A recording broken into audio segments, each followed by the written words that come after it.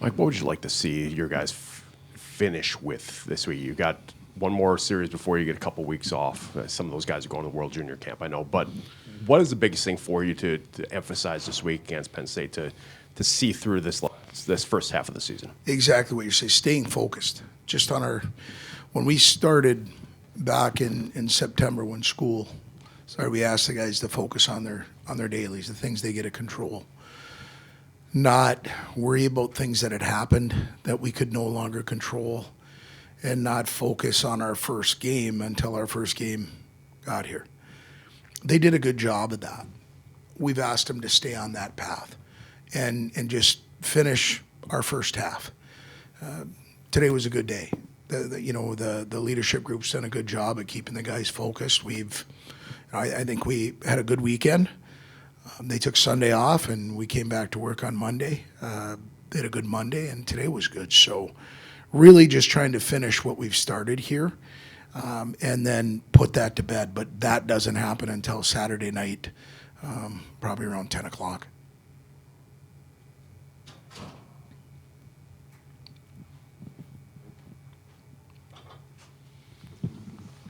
What stood out from this weekend that you were proud of, that you were happy about, that you feel like you can take into another conference series this weekend?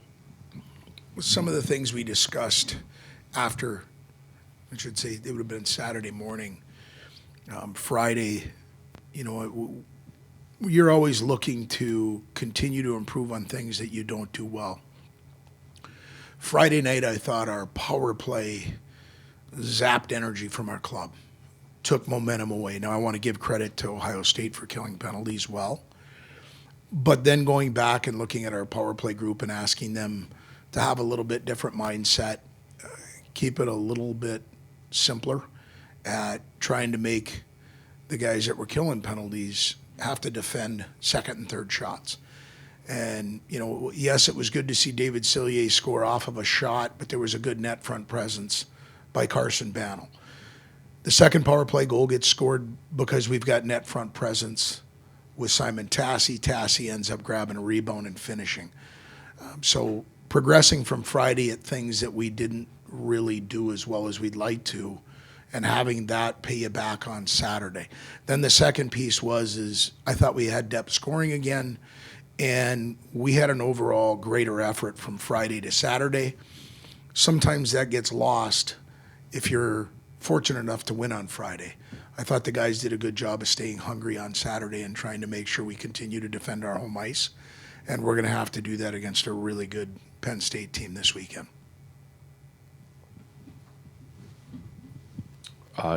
Two-parter. We know Whitelaw was out Saturdays. How is he looking, and might that mean something for his World Junior Camp time? I know that's starting next week. And just the second part is, what does that opportunity mean for William and Quinn to be named to a World Junior Camp? Well, the first part is he's really in a good spot as we sit today. And it's progressing day by day, but he went through a full practice today. So William's in a good spot. Now, I haven't talked to our training staff. I got off the ice and came in here. But he finished and had a smile on his face and was working his tail off. What it means, anytime you have the opportunity, I've been fortunate, and this isn't about me, but just the opportunity to be around USA Hockey and then representing your country at any level, I think is special. Now, both those young men are focused on what they're doing right now so they can help the Badgers be as successful as they can be in their journey here to finish off a good first half.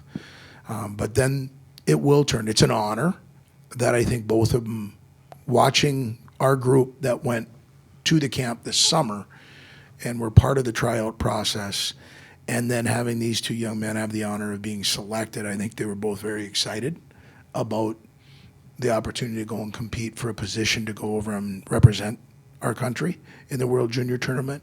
The World Junior Tournament, I think, is one of the most watched, impactful preludes to players that are going to impact the National Hockey League down the road, if you look at it historically. So both those young men are excited about the opportunity, but I've really liked what their details have been, even from the time that they knew when they got the phone call from USA Hockey. They've still been real detailed on making sure that they're taking care of what their opportunities are here, with the idea of going and putting their best foot forward and trying to make that team. Mike, you mentioned, Penn State, really good team. Just looking at them the last couple weeks, it seems like, they're putting the puck in the back of the net. I think 28 goals in the last 5 games. What do they do that stress out, defense and your goalies? And do you like where that group is, to combat that? Year in and year out, if you've followed Penn State from their first opportunity to compete in the Big Ten, they've got as much of a shot-first mentality of anybody in the country. Year in and year out, they lead the country in shots on net. So your awareness of where everybody's at after a shot is taken, and it can come from below the goal line. When it gets up top, it's usually going to be delivered to the net quickly. They're just on a real aggressive mindset when they have the puck and when they don't. So, what does it do to you? You better make sure that you're getting inside ice and getting back to your net once a shot is delivered, because they're about as hungry as a team in that area as we're going to see here in the first half. Offensively, they've been very, let's say, depth-driven. It's not one line that makes them go, but they do have some elite players. And so their ability on the power play to create second and thirds, I think it's going to stress any team. And one thing that we're talking about, we need to have good sticks and make sure that we're playing on the inside of the rink, so that, whoever's between the posts for us this weekend are not going to see second and third and fourth opportunities.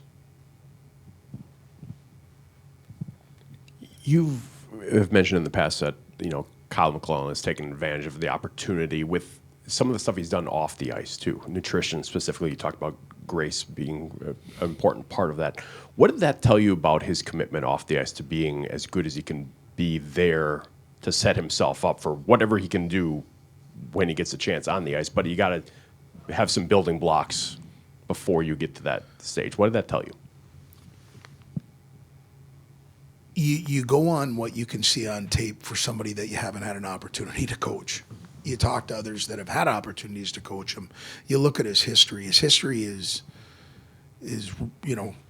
on a consistent basis over the time that he's gotten to a level above high school. He's done real well. He had a little blip on the screen, which I'm going to say is more commonplace than not.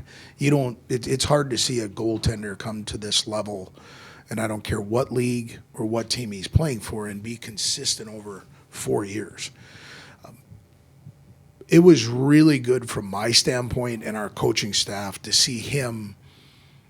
He had a previous relationship with Grace, and he wanted things to change. He wanted him to change. We needed him to, but he really wanted those things to change for himself. So he went, spent time with Tommy Inkrod, our strength coach, and the only way that he progresses himself the way that he has is with some dedication and doing the work himself.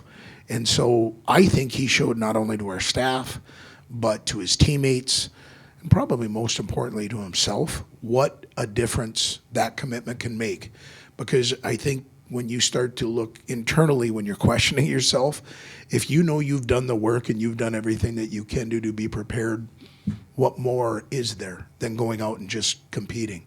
And he's done that since day one, and he's a different young man right now, and in a positive. Not that it was poor before, but I just think there's a confidence there because of what he's put into it, because we're all benefiting because of what his commitment has been.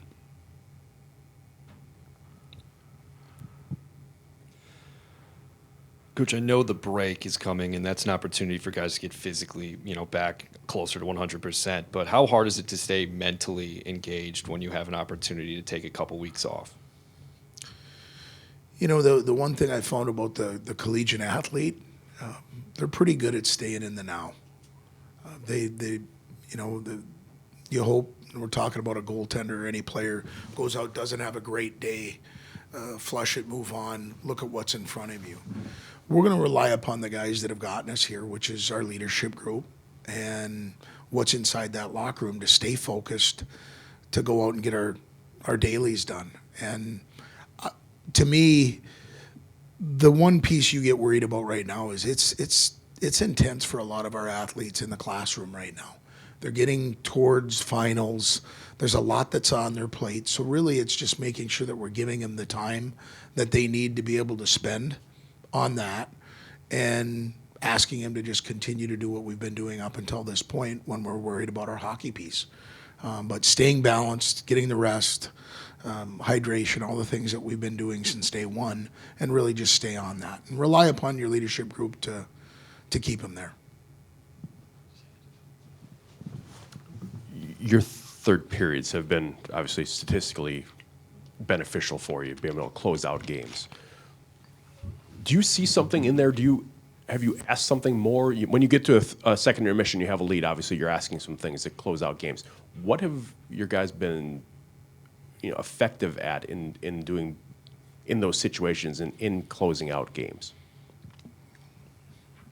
I think they believe in what their preparation has been, not so much from the coaching staff, from the training staff. I do believe with Tommy Ainkrot, Grace, they feel that's a time that opportunity can knock for them, that the work that they've put in, conditioning and training, provides them an opportunity at the most important time of the game to have an impact. Whether that's protecting a lead or whether that's chasing the game a little bit because we haven't done what we needed to do in the first 40 minutes. And I think that comes from just their effort. And there's a little bit of a confidence with that because we've had some success. Doesn't guarantee what's going to happen in the third period on Friday, but I do believe they feel they've put the work in to be as prepared as they can be for that opportunity come the last 20 or 25 minutes.